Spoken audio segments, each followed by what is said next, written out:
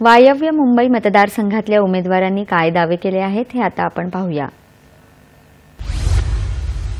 या कोळीवाड्यांचे जे प्रश्न आहेत, सीआरजीचे प्रश्न आहेत, हे प्रामुख्याने सोडवणं महत्त्वाचं आहे। त्यानंतर एअरपोर्टच्या मध्ये जे एअरपोर्टची ट्रॅफिक होते, बाजूला असलेली झोपडपट्टी, त्यांचा प्रश्न प्रामुख्याने सोडून 2 रनवे केलं तर एअरपोर्ट पण सुरक्षित आणि चांगल्या तऱ्हेने आपल्याला एअर ट्रॅफिक होणार नाही।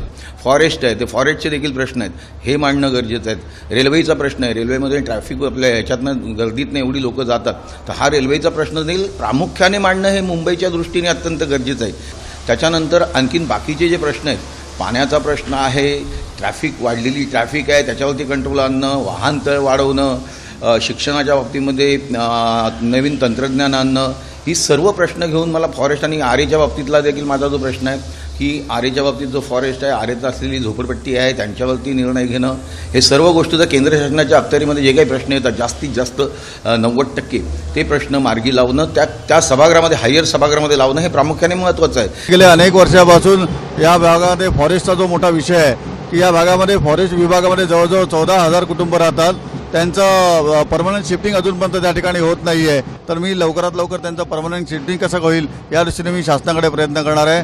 तसेच माझ्या विभागामध्ये अनेक ठिकाणी पोस्ट ऑफिसेसची मागणी आहे। पोस्ट ऑफिसेसची जागा असून सुद्धा त्या ठिकाणी गेले अनेक वर्ष पोस्ट ऑफिस बांधलेली जात नाही आहेत, तर त्या पोस्ट ऑफिस करता मी त्या ठिकाणी बांधून घेण्यासाठी त्या ठिकाणी काम करणार आहे। ही गोरेगावपर्यंत आलेली हार्बर लाईन ही बोरिवलीपर्यंत लवकरात लवकर कशी जाईल त्याच्याकरता सुद्धा माझा प्रयत्न असणार आहे। त्याचबरोबर जोगेश्वरी टर्मिनसची मागणी गेल्या अनेक वर्षापासून या पश्चिम उपनगरातल्या लोकांची होती, तिचं उद्घाटन झालेलं आहे, कामाचा शुभारंभ झालेला आहे, पण वॉरफूट लेवलवरती ते काम करून घेण्यासाठी माझा प्रयत्न असणार आहे। आणि त्याचबरोबरीने एम्ससारखं एक चांगलं रुग्णालय हे मुंबईत अद्यावत असं एम्स रुग्णालय व्हायला पाहिजे अशी मागणी गेल्या अनेक वर्षापासून स्थानिक लोकांची आहे, ज्याचा उपयोग गोरगरीब जनतेसाठी होईल। त्या एम्स रुग्णालय जे आहे ते लवकरात लवकर या मुंबई शहरामध्ये कशा पद्धतीने निर्माण होईल याच्याकरता माझा प्रयत्न असणार आहे।